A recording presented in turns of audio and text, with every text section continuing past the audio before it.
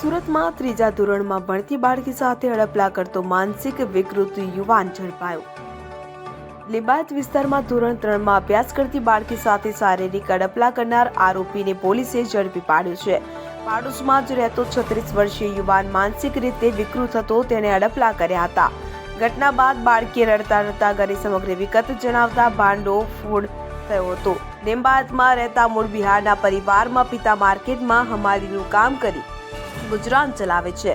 માતા સાડીમાં સ્ટોન ટાંકીને ઘરને આર્થિક રીતે મદદરૂપ થાય છે। તેમને એક બાળકી ધોરણ 3માં અભ્યાસ કરે છે। આ પરિવારના પાડોશમાં મૂળ બિહારનો 36 વર્ષનો અન્ય એક યુવક મકસૂદ રહે છે। આ યુવક માનસિક વિકૃત છે।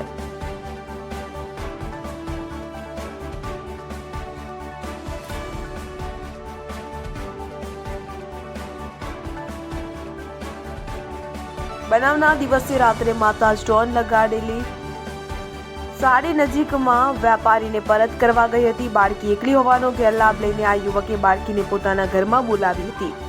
એકલતાનો લાભ લઈને બાળકી સાથે શારીરિક હડપલા કર્યા હતા અને આ હરકતથી હતપ્રભ બનેલી બાળકી રડતા પોતાને ઘરે આવી હતી અને રડતી બાળકીએ સમગ્ર આપવીતી જણાવતા ગુનો નોંધવામાં આવ્યો હતો। પીએસઆઈ વાયજે અંજારિયાને માનસિક રીતે વિકૃત એવા 36 વર્ષીય આરોપીની ધરપકડ કરી હતી। આ આરોપી મૂળ બિહારનો અને ગયા જિલ્લાનો વતની છે।